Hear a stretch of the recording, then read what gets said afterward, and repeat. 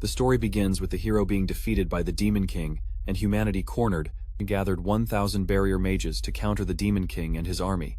They created a barrier against the Demon Kingdom, and during that time, generations of heroes challenged the Demon King but kept losing. 30 years later, in the mountains, our protagonist Black, a 9-year-old barrier mage, woke up and stretched his hands after putting on a coat. He left his cabin, and told himself he still felt full of energy. He looked at the swarm of demons outside the barrier he had created, and noticed the barrier was weakening. Kneeling down, he placed both hands on the ground and began casting a spell. To reinforce the barrier, he poured all his energy into making it thicker, but he observed that the barrier's effectiveness had been weakening more quickly lately, and that the magical power required had increased significantly. Black hoped that a new hero would soon defeat the Demon King. Meanwhile, in the Demon King's castle, the heroine faced the Demon King. They charged at each other and launched their attacks simultaneously. The heroine shouted loudly while swinging her sword, and along with her attack, unleashed her power and managed to wound the Demon King while dodging his attack. The Demon King was gravely injured, coughed up blood, and couldn't believe he had lost, murmuring repeatedly that it was unforgivable, and tried to say something to the heroine, but died before he could finish. The heroine smiled victoriously, raised her sword and declared her triumph, urging everyone to celebrate. A strong blue light emerged from the Demon King's castle, which Black noticed. He was surprised and wondered what it was then. Saw how the demons outside the barrier collapsed and slowly disappeared. Black deduced that the heroes had defeated the Demon King. He also noticed that the miasma disappeared and marveled, realizing it was true. Black was glad that the miasma and monsters of the Demon Kingdom were disappearing, bringing peace to the world. He knew that now everyone could live without worries. He reflected on having maintained the barrier for 30 years, and wondered if he would receive any reward. A month later, men appeared at his cabin. One of them shouted that it was no longer necessary. Confused Black asked what that meant. The man accused him of wasting public funds on a useless barrier, and called him a greedy fraud. Black explained that he had maintained the barrier to prevent the miasma and monsters from escaping the Demon Kingdom, but the man pretended not to know anything about it, and mocked him, asking what an incompetent, low-level barrier mage could do. Another man kicked Black out of his cabin, shouting that the cabin and the ruined land belonged to the country. Feeling hopeless, Black walked away, saddened that his 30 years of hard work had come to this. He decided he had no choice but to return to the town where he had lived as a child. Shortly after, Black arrived at the Adventurers Guild in the town of Atau and was surprised to see some gold coins on the table. He told the guild that the reward was too small, but the old woman got angry and shouted at him not to complain. Black knew he couldn't survive on such a small amount and felt discouraged, wondering if the barrier had really been useless after all. The next day, Black was forced to work at the guild despite the low wages, since he had no other job options as a barrier mage. He asked the receptionist for work, saying he didn't care if the pay was low, but the old woman replied that there was no work left for him. Because no one requested barrier mages, the man behind him mocked, suggesting he try gardening or other odd jobs. But another man added mockingly that not even those jobs would need a barrier mage. They laughed at him while Black stood there, dejected. Black remained silent while the men laughed at him. But suddenly someone knocked on the guild door. A knight burst into the room and asked if there was a barrier mage named Black present. The receptionist was surprised to see the royal knights, and the men wondered why they were in such a rural area, speculating if the incompetent barrier mage had done something wrong. Black raised his hand immediately and told the captain that he was the barrier mage. Black. The captain looked at him for a moment as he approached, which made Black feel uncomfortable. The knight then informed him that they had come by orders of the Heroine Alice, and that they were heading to the royal capital, asking if Black would be willing to accompany them. The men who had been mocking Black were stunned to hear that he had been summoned by the heroine and invited to the royal capital. They wondered how an incompetent barrier mage could achieve such recognition. Black replied to the captain that he understood, and the captain apologized for the urgency, explaining that they needed to depart immediately. Pointing to the cart outside, the captain told Black to get on. As Black approached the cart, the men began to panic, asking the elderly receptionist if Black really was just a barrier mage, worried that they might face punishments for their behavior. The elderly woman stammered, suggesting they should apologize. Once Black got on the cart, he began his journey. The ride seemed surprisingly comfortable, but he felt out of place. Unable to believe he had been summoned by the heroine, he remembered that he had once helped her, and wondered if she remembered him. Hours later, they arrived at the royal capital of the kingdom, Endanistan. Looking out the window, Black was amazed by the size of the city. He had never seen so many people before. The cart headed straight to the castle. Upon arrival, he followed the captain of the knights inside, feeling increasingly out of place. Suddenly, a sweet voice greeted him saying, "You have arrived," and he turned to see the heroine Alice, and one 8-year-old young woman with a warm smile. She told him she had been waiting for him and asked if he remembered her. When Black responded that he did, she became excited, expressing how happy she was. Alice thanked Black for saving her when she got separated from her companions near the Demon Kingdom, explaining that she thought it would be the end, and for her until he helped her. Black replied awkwardly that he didn't do much and simply assisted his companions as well. Alice apologized because her companions couldn't meet him, as they were busy with ceremonies. Then, excited, she asked what his plans were now that his work with the barrier was finished, speculating that someone like him must be in high demand. Black laughed awkwardly, admitting that he still had nothing decided, although the truth was he was unemployed. Alice, full of enthusiasm, suggested he join the Royal Corps of Mages, which surprised everyone and angered one of the members. Gunther, the young, 2-year-old vice-captain of the 5th Division of the Royal Corps of Mages, protested, explaining that the Royal Corps of Mages was an elite unit and that barrier mages were not fit to join. He told Alice not to group incompetent barrier mages with the mages. Alice defended Black, reminding Gunther that the barrier mages had maintained the barrier that suppressed the miasma and the monsters of the Demon Kingdom. Gunther dismissed her argument arrogantly, claiming that monsters feared mages, not barriers, and that the miasma could be easily handled using magic. He concluded that barrier mages were unnecessary. Black clenched his fists silently, angry, remembering how barrier mages had been respected 30 years ago. He couldn't believe their reputation had fallen so much in that time. Gunther, mocking, called Black an old man and suggested that only promising young people were suitable for that kind of work. Then he told Alice that Black had no skills and should not be considered unless he could prove otherwise. Alice, he asked Gunther if he said that Black should prove his worth by defeating him. Gunther confidently replied that if Black had enough skill to beat him, then it would be fine. Alice told Black that she believed he could win by giving his confidence a boost. Black hesitated but finally agreed shortly after they met on an outdoor stage. Black faced Gunther, who had a mocking smile. Black wondered how he had gotten into this.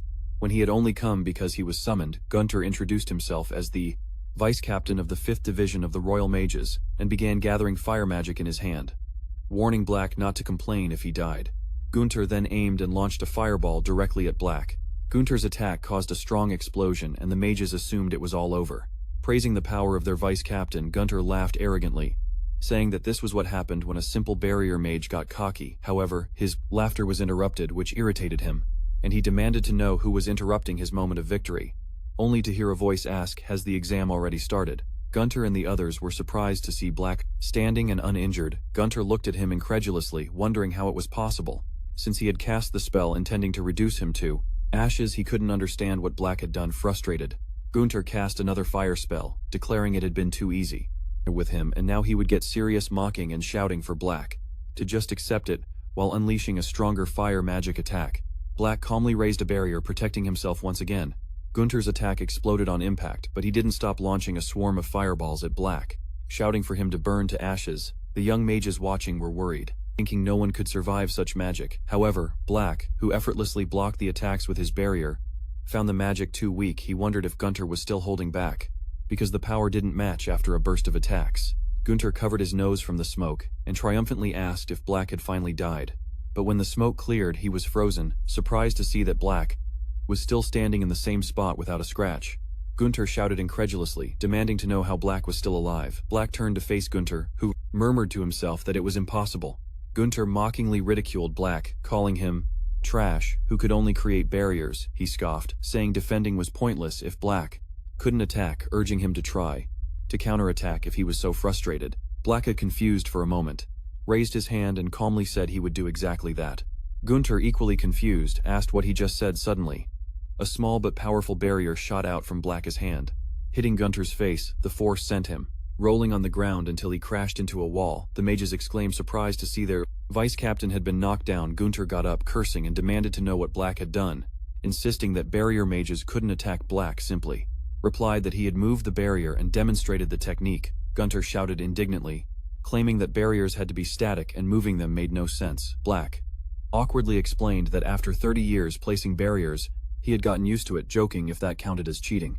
The mages began whispering among themselves, questioning if the barrier mage was really stronger than the vice captain. They noticed that Black had blocked all attacks without a single scratch. Hearing the whispers, Gunter became furious, wondering how he could lose against someone he considered trash. Realizing his position was crumbling, he looked at his team, who nodded silently. They cast a spell to create a small fireball behind Black.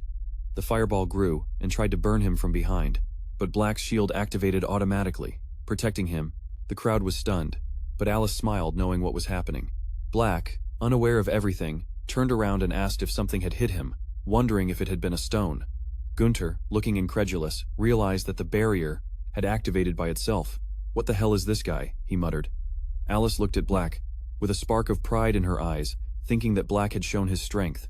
Furious, Gunter prepared another spell. He couldn't accept ending the duel with such humiliation. Emptying all his mana into a final attack, he prepared to unleash an advanced fire magic spell. The young mages, sensing the danger, fled, knowing they would be caught by the explosion. Gunter shouted at Black, declaring he would kill him with that attack with all his power, and unleashed a huge fire cannon blast. Black didn't even move while the enormous spell headed toward him.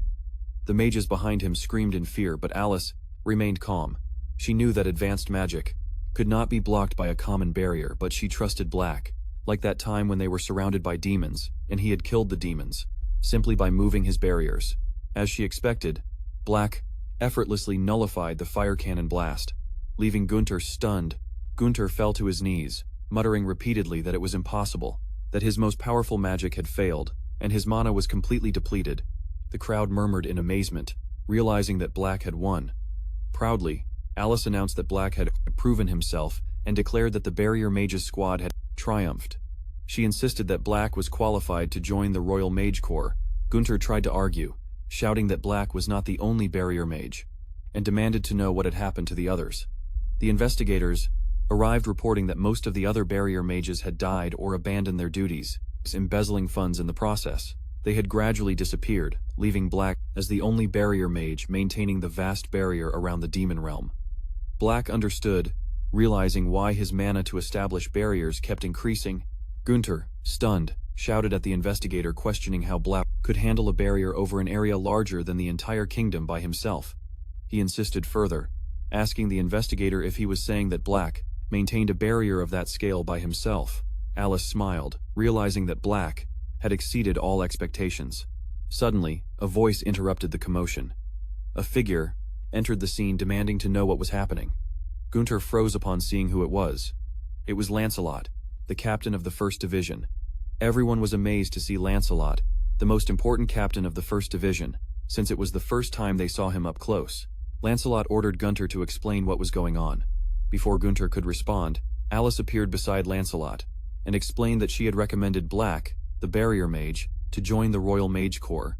However, Gunter had doubted Black's abilities, which led to a practical test.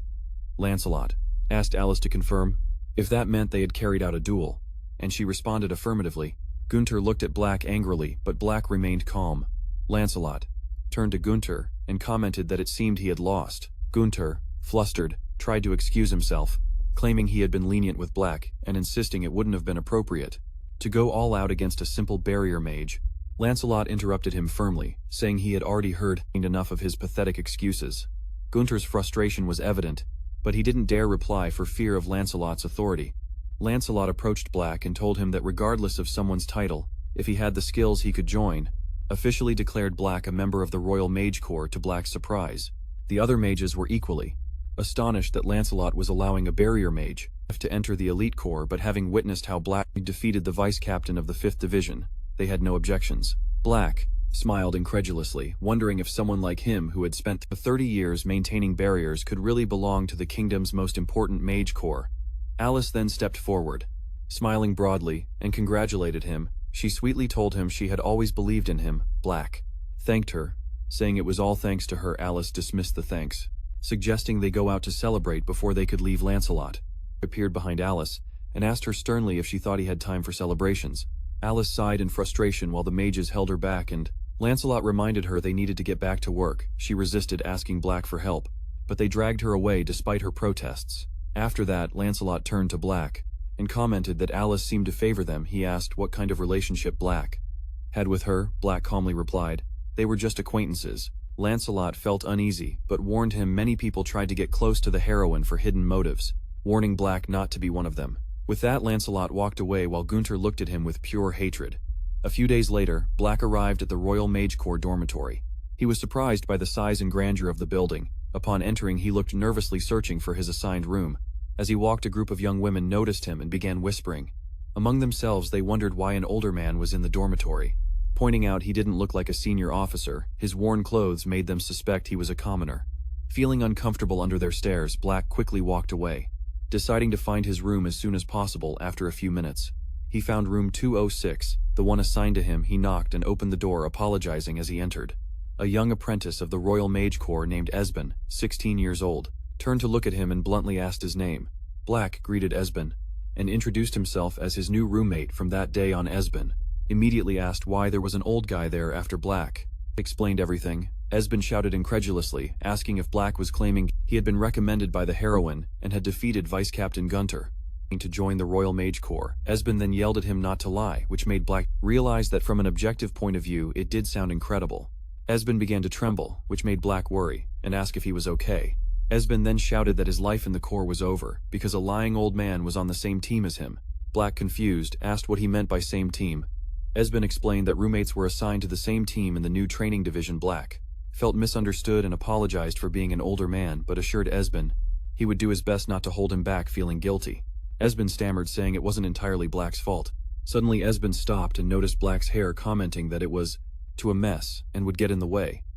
During training, he asked if he wanted him to cut it. Minutes later, Esben finished cutting Black's hair and asked how it looked.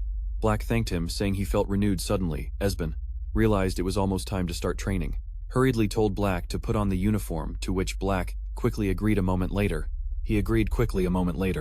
they met Ray and Clara, two 16-year-old apprentices from the Royal Corps of Mages.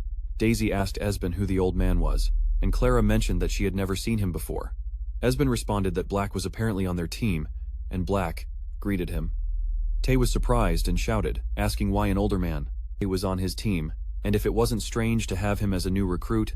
Clara tried to calm her down, saying she was overreacting, but Tay replied that Clara probably thought the same. Black heard their comments but remained calm, recognizing that all the other recruits were young, and that he was the only older one there. Shortly after, a senior officer introduced Black to the group, announcing that he had just joined. Black introduced himself as a barrier mage and greeted everyone.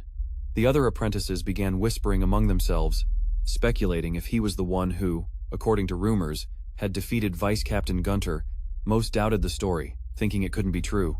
Clara and Tay were skeptical, struggling to believe it, while Esben panicked, thinking their team was doomed because Black was a barrier mage, and therefore, in his opinion, weak.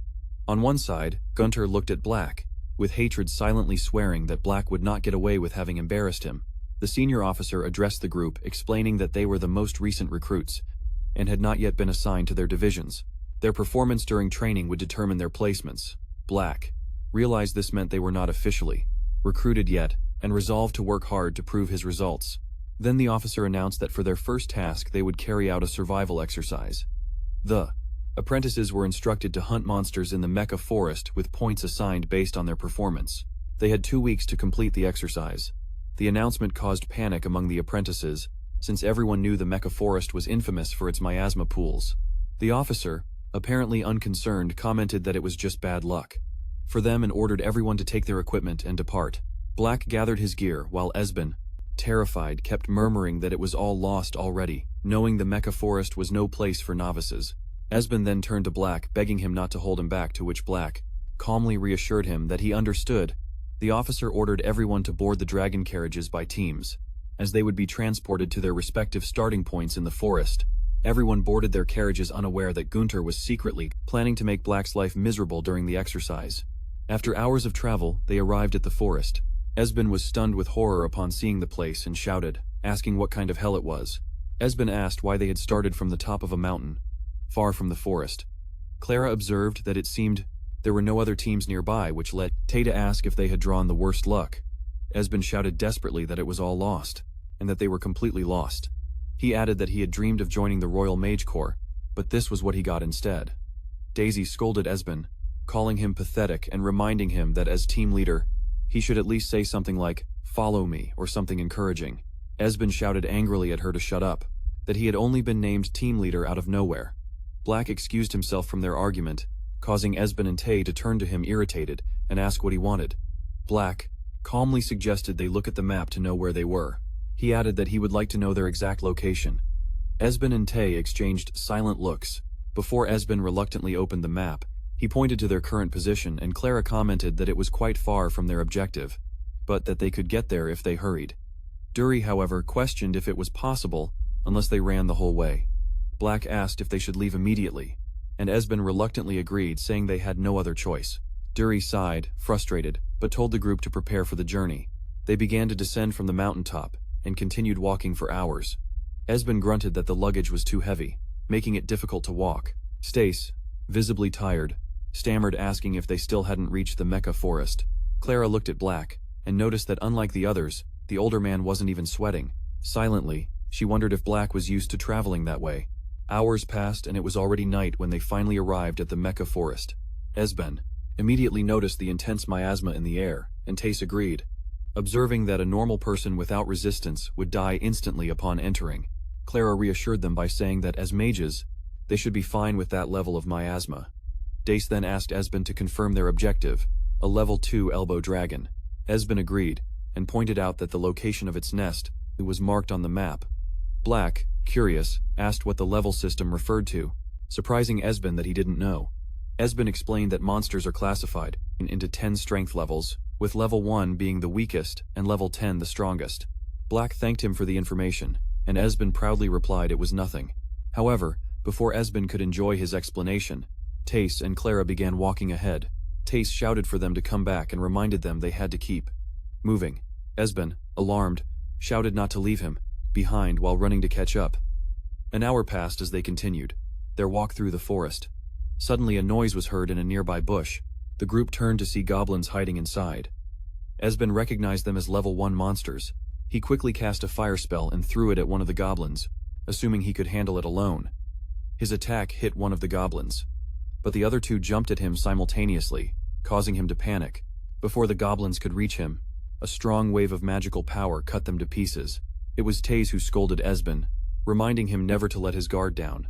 Esben sat down holding his arm, which was slightly injured, and growled at Tace that he didn't need interference. Clara, noticing his wound, healed him. Esben thanked her and apologized. Black, watching from a short distance, remained silent.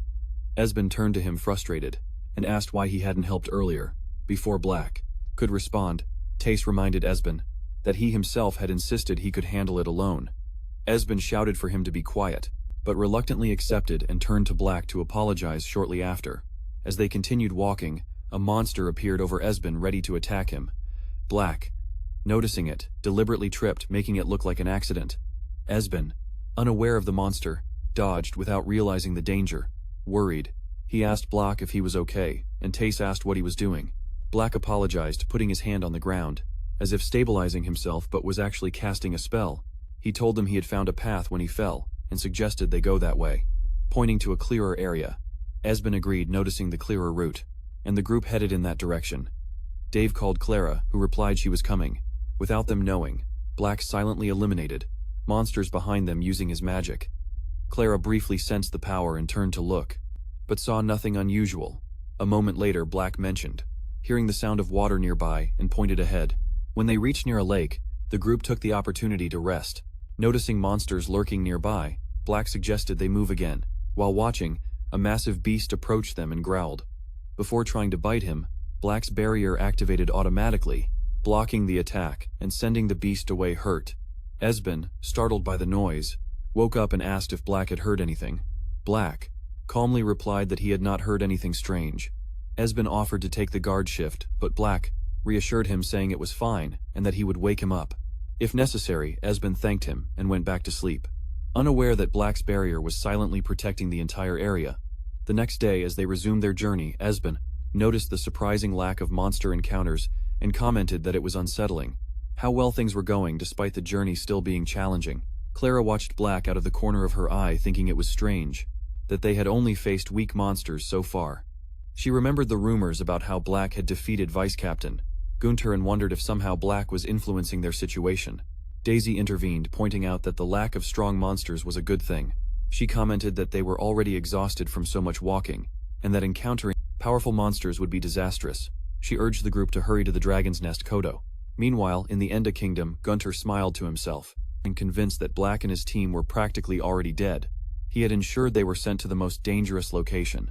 Even if they managed to reach the Mecha Forest, the route was infested with monsters, and if somehow they reached their destination, they would not find a dragon, Kodo, but a level 4 salamander. When the group arrived at their supposed target, they froze in terror upon seeing the salamander. The younger mages panicked, and Tace shouted that salamanders were monsters capable of burning entire villages with a single breath. He declared that they had to flee immediately. However, before they could act, another salamander appeared behind them. Trapping the group, Esben fell to his knees, trembling and stammering that it was all lost, convinced they could not win. Daisy and Clara were silent, trembling with fear. The first salamander began gathering fire in its mouth and unleashed a fiery breath towards them. The group screamed, terrified, and Taze, with tears on her face, opened her eyes, confused, realizing it was not hot. Unbeknownst to them, Black remained calm, protecting them from the deadly flames with his barrier. The group was stunned to see the barrier blocking the flames. Clara asked incredulously if Black had done that. The salamander unleashed an even stronger torrent of fire, causing Esben to scream, terrified, saying it was impossible to escape, even with the barrier. Black slowly stepped out of the barrier. Surprising everyone, smiling, he told them to stay still and wait. Esben, alarmed, asked what he meant by that and shouted at him, but Black continued walking forward. Esben, disparity, shouted if he intended to act as a decoy. He insisted there was no way a barrier mage could defeat a salamander. Zeus, trying to stay calm, told them Black's sacrifice could not be in vain, and ordered them to escape through the weakest part of the flames. As soon as the barrier disappeared, Esben protested furiously, shouting that they could not abandon the old man. She replied that there was no way to defeat a salamander. Clara, looking from inside the barrier, noticed the flames outside beginning to weaken. The group stared confused, wondering what was happening, when then they saw Black running towards the salamander, and with a sharp barrier cutting off its head with a single blow, the salamander's body collapsed, and its decapitated head fell to the ground. The group was frozen in stunned silence, unable to believe what they had just witnessed. Black, he had defeated the salamander in an instant. Black noticed the second salamander beside him, gathering an immense amount of fire in its mouth, unleashed a fiery attack towards him, but Black managed to jump aside using his barriers as makeshift shields. He stayed in the air. The salamander tilted its head, preparing to attack again, but Black skillfully dodged the fireballs by creating a ladder of shields in the air. When he reached the salamander, Black launched a crystallized barrier, wrapping it around his fist, and threw it at the salamander. Hitting its head with tremendous force, the impact caused the salamander to fall to the ground, breaking the earth beneath it with the defeated salamander. Black deactivated his shields and landed safely, calmly picking up his equipment. He commented that he was already finished reflecting on the encounter.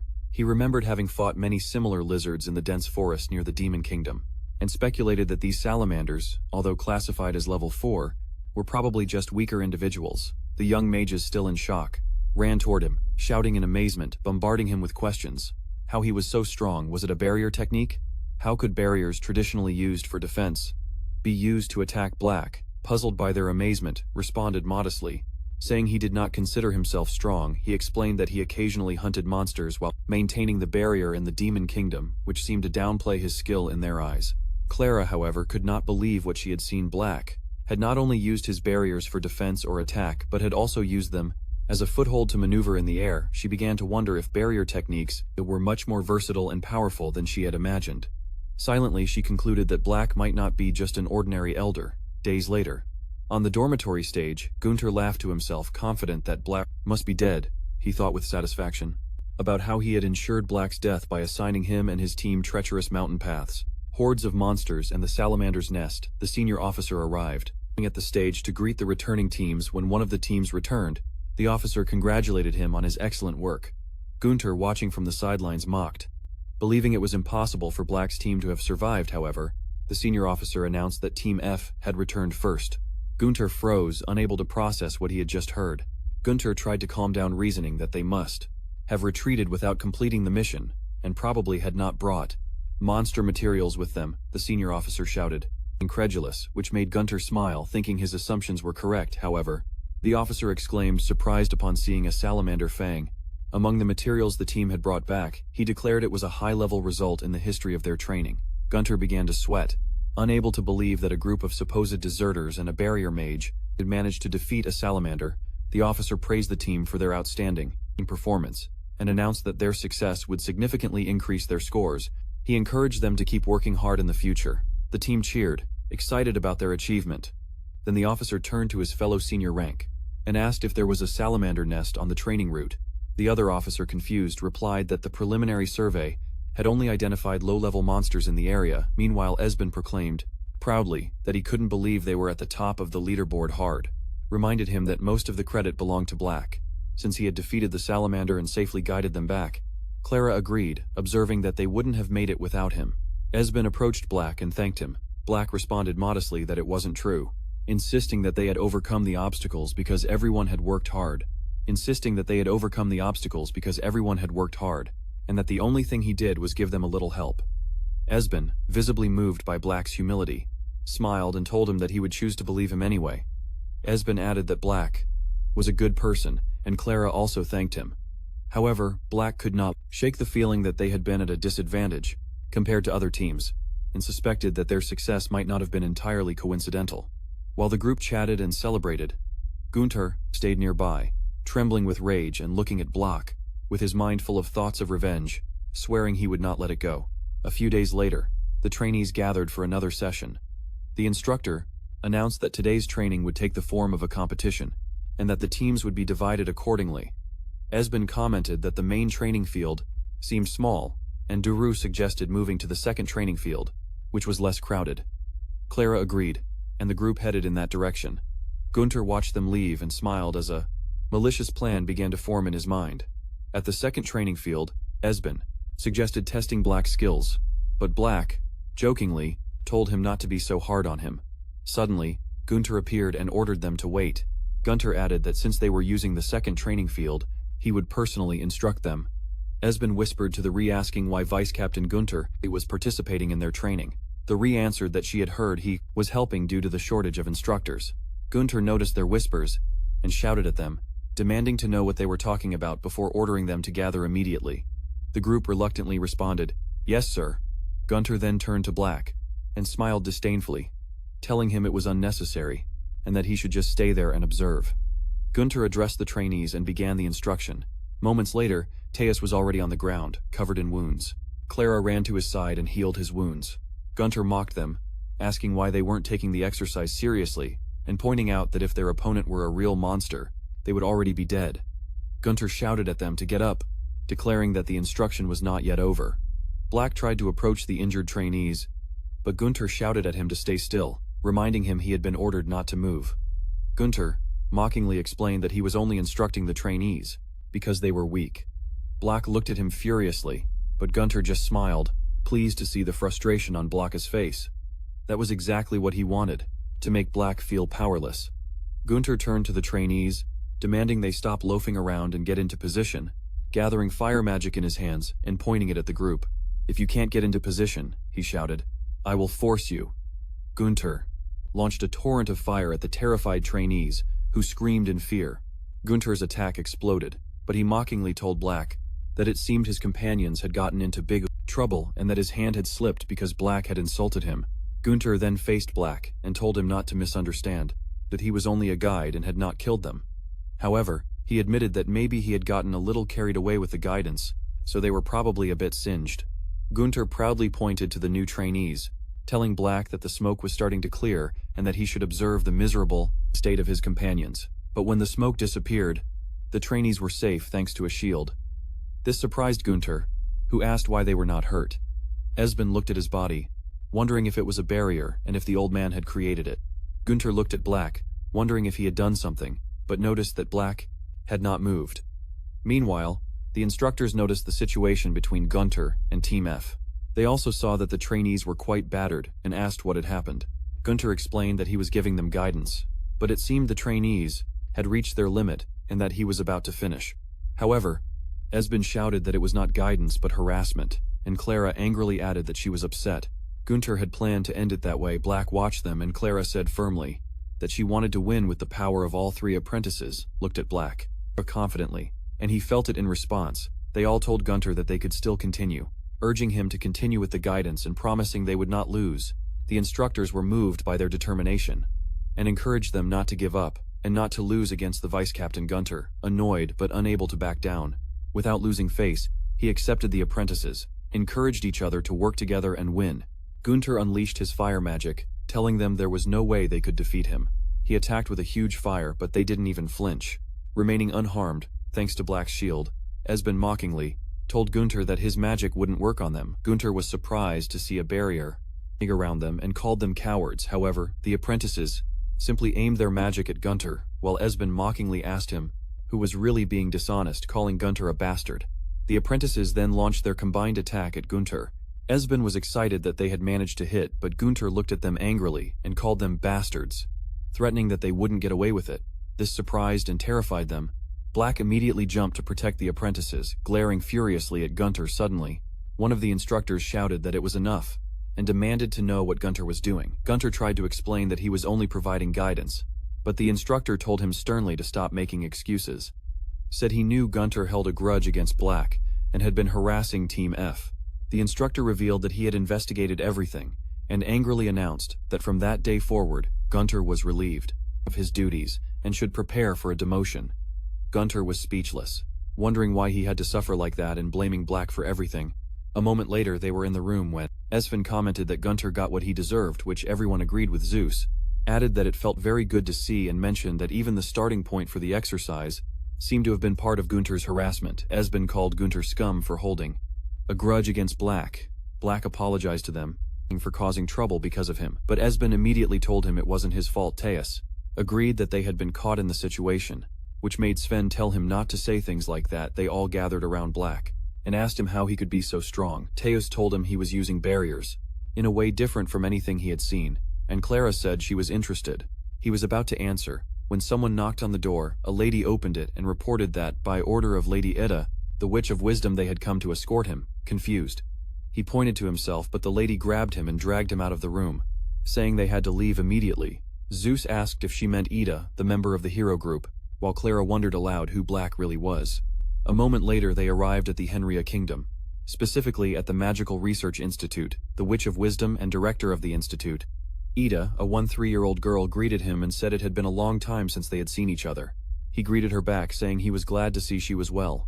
He was about to stroke her head when the lady stopped him, stammering while reminding him that Ida was a prodigy mage of a single generation, and treating her like a child was extremely disrespectful. Black apologized to Ida and asked if she didn't like it, but Ida replied that it was fine, and she didn't mind.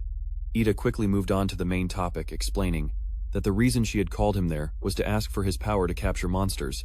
Explained that capturing monsters was difficult because physical cages did not work, because monsters only went out of control, and although it varied by individual, monsters emitted miasma, which limited research to on-site studies. Even then, those studies had their limits. Ida added that if they could capture and examine monsters at the research institute, they could investigate the ecology and characteristics of the monsters, analyze the miasma, and potentially develop measures against it. Black noted that heroes had the protection of the goddess, which allowed them to completely block the miasma. This meant that only the group of heroes could enter the demon realm with its high concentration of miasma. Returning to the original topic, Ida asked Black if he could capture level 5 or higher monsters using his barriers. One of the ladies interrupted, saying that Ida was overestimating the barrier mages and that it was not possible. However, Black simply responded that he thought he could. The lady was surprised and asked him to repeat what he had said. Black calmly reiterated that he could capture level 5 or higher monsters, which made Ida relax and smile. She reasoned that if a salamander was level 4, capturing level 5 monsters should be possible. However, the lady shouted angrily, accusing him of making ridiculous claims just because Ida was present. She insisted there was no way he could do it with only barriers. Black reassured her, saying he thought it would be fine, but the lady accused him of lying. Ida intervened firmly, declaring that Black's cooperation had already been decided and she would not tolerate further objections. This scared the ladies, who immediately apologized. Ida then told Black not to worry about the Mage Council, because she would submit a request to count his cooperation in the research. As part of his training, Black recognized her plan and thanked her. However, the lady silently speculated that Black might have some kind of advantage over Ida and decided they needed to protect her, which made Black feel uncomfortable and worried. Ida then loudly announced they were heading to the abandoned Berber mine and ordered everyone to move immediately. Minutes later, everyone was ready. Ida told Black it was lucky to be reunited with his benefactor. She asked if he had met the others, to which he replied he had met Alice and that Alice seemed fine. This made Ida laugh, who commented that Alice had always been like that. They laughed together, which irritated the lady, who wondered why Black seemed to get along so well with Ida when he was just a simple barrier mage. Ida then recounted that if he hadn't saved them in the Death Forest, they undoubtedly would have lost their lives. Black remembered that day. He had been hunting in the forest, just outside the demon realm, the Death Forest. By chance, he had found someone alive, being attacked by monsters, so he intervened to save her. When he asked Alice if she was okay, she begged him to help her companions. He immediately carried Alice and searched the area, eventually finding Ida surrounded by monsters. Ida explained that the Death Forest confuses the senses of those who enter it, causing them to separate and wander aimlessly. She added that if he hadn't saved them, they would have died there, and thanked him again for his help. Black whispered that he hadn't done anything special, but she laughed and told him he hadn't changed a bit. Suddenly, some children ran by their side playing happily. Black watched them and commented that they seemed to be having fun. He said he had been maintaining barriers and alone since he was 9 years old, and envied that kind of carefree life. Ida responded surprised that he had been alone all that time. Black wondered if she had ever played like that, but Ida proudly replied that she was a natural mage and she would never have played with children, although, while watching the children, her gaze softened and she watched them sadly. Days later they arrived at the abandoned Berber mine. They noticed there was more miasma than they expected. The lady commented to Ida that it seemed dangerous for anyone other than herself. Ida then asked Black if it was possible to create a barrier around them and move it. The lady hesitated softly, wondering if such a thing was possible. Black replied yes, which made the lady scream incredulously, insisting there was no way that was possible. Without saying a word, Black began casting her barrier magic and walked toward the dense miasma. The lady shouted that entering a prosodate miasma of such high density was suicide, and that was the result of trying to show off. But Black turned around and casually asked if they were not going to come, leaving them, all surprised that she was still alive. Ida commented that the effects of Black's barrier were as they could see, and decided they should leave the dragon carriage behind since it couldn't enter the mine. This surprised the group even more, and upon entering the mine they marveled that the barrier really protected them from such an intense level of miasma, something they had never heard of before. Despite this, the lady arrogantly claimed that a barrier blocking the miasma was not so impressive. As they advanced further into the mine, Black noticed there were no monsters nearby. Ida explained that it seemed there was a deeper pool of miasma inside. Black deduced that this meant there must be a creature causing the miasma. Ida added that it could also be a cursed object, or a natural phenomenon. She explained that cursed objects, whether created by humans or natural in ominous places, generated miasma. Sometimes powerful monsters that produced large amounts of miasma were born suddenly. The miasma creates monsters, which in turn intensifies the miasma, resulting in the birth of even more monsters. The Demon King was the ultimate example of this cycle. Ida explained that interestingly, when they defeated the monster, that was the source of the miasma. All monsters born from that miasma disappeared similarly. When the Demon King was defeated, half of the monsters in the demon realm disappeared. However, not all monsters in the world disappeared. Black smiled as Ida explained, and added that if they could understand the principle behind the creation of miasma and monsters, they could devise countermeasures, making their mission extremely important. Ida didn't see the stone in front of her and accidentally tripped. Fortunately, Black caught her from behind, just in time, making her blush, then asked if she was okay. But she simply apologized. Black told her that the uneven terrain was hard to see and could be dangerous, and asked if she wanted him to carry her on his back. The lady immediately pushed him, shouting not to treat Ida like a child, and reminding him that Ida was a genius mage different from ordinary humans. Ida told them she was fine and they should move on. A moment later, they reached a room full of thick miasma. A monster emerged from its hiding place, growling loudly at the sight of them. They were horrified to discover it was a level 5 minotaur. Black told Ida they had to capture it, but the lady passed by him and told him to step aside, claiming they would handle it. The mages of the research team began attacking the minotaur with their magical power, but the minotaur simply smiled and roared loudly, deflecting all attacks. The lady and others were surprised by its resistance. Ida shouted that normal magic wouldn't be enough to capture it, as she suspected, and that they needed Black the barrier mage. The lady stammered, asking Ida if she really meant that he could capture the monster, leaving Ida stunned. The team members began urging Ida to handle it herself. declaring that she was the Witch of Wisdom under pressure. Ida gritted her teeth and stepped forward. According to her team, she raised her wand and stood in front of the Minotaur, determined but visibly tense. Black watched her with concern as she prepared her magic. The Minotaur let out a deafening roar, leaving Ida motionless for a moment. Noticing her hesitation, Black saw the Minotaur raise its huge axe and swing it toward her. Fortunately, a strong barrier appeared that blocked the attack. Surprising the lady and the other team members, Black quickly surrounded the Minotaur with his barrier, trapping it inside. The lady stammered before shouting at him not to interfere and to get out of Ida's way. She interrupted, shouting for them to stop and reminding them that they had brought Black specifically to capture the monster. Still fearful, the lady argued that the barrier would surely be destroyed. Ida calmly told them to look at the monster and explained that a refined barrier could block and purify the miasma. By sealing the monster inside the barrier, they could weaken it, the lady stammered, admitting she didn't know barriers had such effects. Ida approached the barrier, amazed to see the level 5 monster, completely powerless. She thought it was an incredible achievement, knowing her magic couldn't achieve such results. Turning around, Ida thanked Black for capturing the monster, then told everyone they should return immediately. Passing by Black, she smiled at him and said he had saved them, and to keep carrying the monster that way. Black watched her leave first, wondering with concern if she had been scared. Days later, Ida congratulated everyone for a great job, and announced that now they could begin investigating the captured monsters. The team looked at the huge Minotaur in front of them.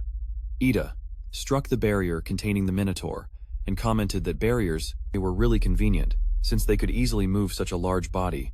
She asked Black how long he could maintain the barrier, to which he replied that as long as he was nearby, he could maintain it semi-permanently. However, he added that normal barriers lose their effectiveness when the magical power supply is cut off.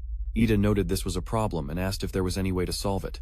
The lady suggested it might be better to recapture the monster using Ida's magical power, but Black pulled out a magic seal and told Ida that should solve the problem. The lady was irritated and asked if there was anything Black couldn't do. Ida asked what the magic seal was, and Black explained it was a magic circle he had created to maintain the barrier around the demon realm. It could automatically maintain the barrier for a time, without the need for a constant magical power supply. Ida paused, remembering having seen something similar near the demon realm. She mentioned she had never heard of a magic circle like that and commented that the creator must have been quite remarkable. Black laughed awkwardly and thanked her, surprising Ida.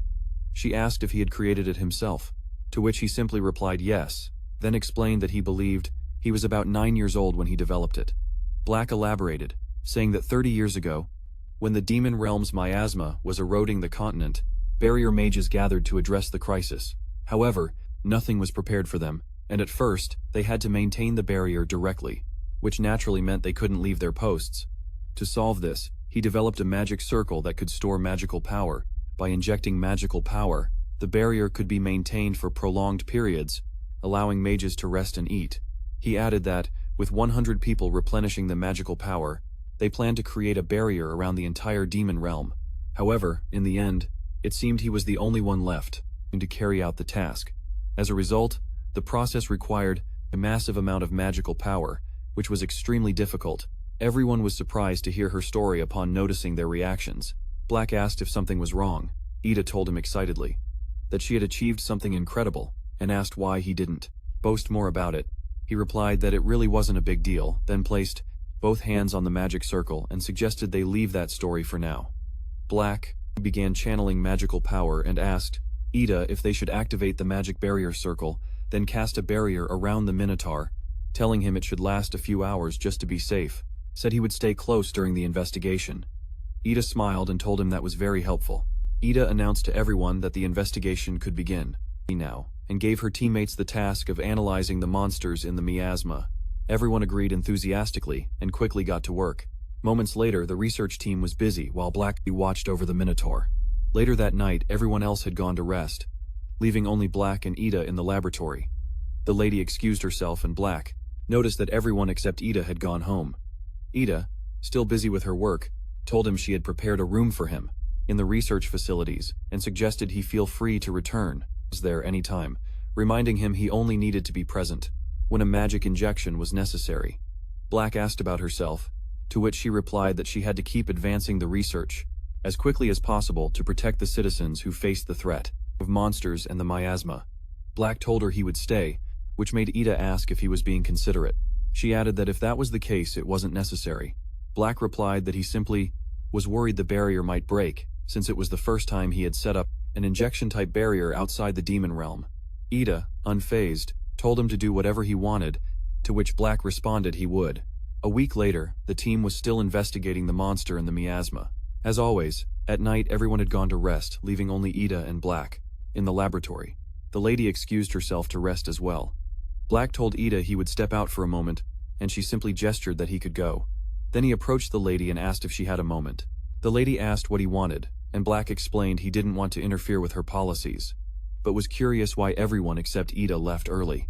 The lady angrily asked if he was being sarcastic, calling him a weirdo, and told him not to meddle. Black calmly responded that Ida had been researching alone all along and asked if she didn't consider helping her.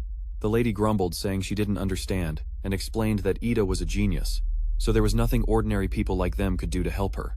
She added that Ida was not only a genius in magic but also in research, and no one could keep up with her while they contributed during working hours. Staying beyond that would only be an obstacle for Ida. Turning around, the lady told Black that if he didn't need to stay, he should go home too, then walked away, leaving him sighing in frustration. Returning to the research room, he found little Ida, exhausted, asleep on her desk. He noticed the dark circles under her eyes and gently placed his coat over her shoulders to keep her warm. Days later, Ida announced that it was time for lunch and told everyone to take a break. The team hurried out, discussing what they were going to eat and praising the cafeteria's steak. Left alone, Ida wearily took out a piece of bread. Black told her she had been locked in the lab and suggested she also take a proper break. She replied that she planned to rest in her room and apologized for keeping him there always. He laughed awkwardly and assured her he was staying because he wanted to. Ed then told her not to worry about her and to take a break himself, to which he reluctantly agreed. Black headed to the cafeteria where he saw the team enjoying their meals. A member commented that, as expected from Mrs. Ida, she continued investigating alone, and her dedication was admirable. Others joined in, saying they couldn't even compare to her and would only get in her way. They also mentioned that the level of research was so high they didn't even understand what Ada was doing, and praised her for being able to capture monsters on her own. Without any problem, the lady confidently told everyone to leave everything in Ida's hands, saying that all problems were solved by her genius. She added that Ida was a treasure of the kingdom, Henria, and that as long as they followed her, everything would be fine. Black disagreed, saying he did not share the same opinion. The group stood up angrily, demanding to know what he meant by that. Black seriously told them that simply praising Ida as a genius and leaving everything in her hands was not what adults should do. Ida was still just a 13-year-old girl. The lady shouted at him not to treat Ida like a child, reminding him she was the greatest magic genius in history, far beyond her level. The others agreed, stating that although Ida might seem like a child, she was a mature adult inside, and that Black understood nothing. Black acknowledged that Ida was incredibly talented in magic and research, probably more capable than most adults. However, he argued that this did not necessarily mean she was emotionally an adult. He pointed out how Ida had looked enviously at the other children, and how she had been scared during her encounter with the Minotaur. He added that Ida was smart and kind, which probably explained why she acted in ways that pleased the adults around her. Moving closer to the lady, Black asked if they could really say for sure that Ida was an adult. He questioned if they had ever had an honest conversation with her, trying to understand her feelings or considered helping her. The group fell silent at his words. The lady tried to respond, but couldn't find anything to say. Suddenly, one of the men grabbed the lady and told everyone to leave. They all walked away, only to run into a visibly tired Ida, who had been watching them. However, none of them said anything. Black tried to approach Ida to explain, but she turned and walked away, leaving him worried. Later that night, while Black was sitting in his room thoughtful, someone knocked on the door. When he opened it, Ida was there and asked if she could talk to him for a moment. Black gently invited her to sit on his bed and served her a cup of hot tea. He handed it to her, and she apologized for the trouble. He simply put his coat over her shoulders and told her it was cold. She thanked him for the gesture and took a sip of tea, softly commenting that it was warm after finishing her tea. Ida remained silent for a moment before awkwardly apologizing for involving him in her affairs during the day. Black disagreed, explaining that he had been the one who got involved where he shouldn't have. Then he asked if it had always been like that for her. Ida replied that at first she was full of enthusiasm. However, as she continued working with others, things gradually changed. They began to praise her as a genius witch, and their expectations changed, making things easier for them. Black asked if he was right to assume her workload increased, while the others started doing the minimum. Ida felt saying it had always been like that. She explained that the people around her kept changing because of her. Then she opened up about her past, telling him she was born to common parents in a small village with no noble, magical lineage in her family. Despite this, learned to speak shortly after being born, and by chance read a magic book that her parents owned. She became fascinated by magic, and her parents noticed it. From that day on, they gave her every kind of magical education possible, and she immersed herself deeply in it. As a result, everyone began to call her a genius and expect her to act. As such, Ida continued saying that she was forced to behave like an adult instead of a child, due to the prejudice that geniuses had to mature emotionally faster for magicians. Research and combat were considered her true vocation, so she was made to study both things from the tender age of 6. She became desperate, trying to live up to the expectations of her parents, and the adults around her saw her as a genius, not as a child, and she felt forced to give her best effort. She hesitated, clenching her hands tightly, and Black gently asked if she was right. In assuming she was afraid of monsters, Ida's eyes widened in surprise and asked if he had noticed Black. Explained that he had seen it when he saved her in the past, and again when they faced the Minotaur. She had seemed shyly scared. Ida admitted he was observant, and confessed she was terrified to face monsters. When she was in the hero group, she managed to endure it because the frontline fighters fought directly with the monsters, while she only supported them from behind. With a trembling voice, Ida swore she was absolutely terrified of monsters and that she could never face them alone. The calm one told her he understood, revealing that he was also afraid of monsters. Surprised, she pointed out he never seemed scared. He explained that he had simply suppressed his fear and fought because if he didn't, he wouldn't survive. Over time, the fear became numb, Ida replied sadly. Wishing she could have done the same, Black warmly told her that she didn't need to because Ida was fine just as she was. In that moment of panic, Ida shouted that everyone expected her to be strong. They wanted her to be a genius, and someone powerful. Trembling, she held her head and said, frantically, that she had to give her best, or they would disappoint them. She had to be strong enough to defeat the monsters, or they would abandon her. Her voice broke as she remembered hearing her parents questioning who would need a daughter who wasn't a genius. She imagined her instructors discarding her as a useless disciple without talent. She heard villagers asking if she really wasn't a genius after all, and her coworkers shouting they wouldn't follow an ordinary person. Overwhelmed, Ida covered her ears in pain, begging that the voices wouldn't leave her nor abandon her. She swore to be good, to be a genius, and behave like an adult. Suddenly she felt Black gently stroking her head with his calm and comforting voice. He told her it was okay. Black swore to Ida he would never abandon her, and his words calmed her. He told her that what had happened had been hard, and that she had suffered a lot. Then gently, he asked if it had been tough, which made Ida burst into tears. Black praised her for doing a great job, and upon hearing his warm and sweet words, Ida could no longer hold back. She hugged him tightly, like an ordinary child in pain, and cried, saying she wanted to play with friends, eat sweets, rest from work, and spend more fun time with her family. She confessed that although she loved research, she hated fighting monsters because it was scary and painful. Through her sobs, she asked why she couldn't trust others. Black explained that children are allowed to be vulnerable with adults, but Ida shook her head and said that everyone told her that because she was a genius, she couldn't show weakness like the Witch of Wisdom. She was expected to behave like an adult. Black gently stroked her head and reassured her, telling her she didn't need to try so hard as long as she was fighting, suffering, or even for no reason at all. She could count on him. Ida looked at him and hesitated to ask if he was really okay. Black smiled warmly and assured her that he was. Ida hugged him tightly, feeling a warmth she hadn't experienced in a long time, resting her head on his lap. Finally relaxing, she thanked him softly while he took her hand and stroked her head, calming her even more. Black smiled, seeing her now calm and vulnerable, acting like the girl she really was while looking outside. Her thoughts shifted to the day he had saved Ida from a horde of monsters. After defeating them, he ran to her side and found her collapsed from fear.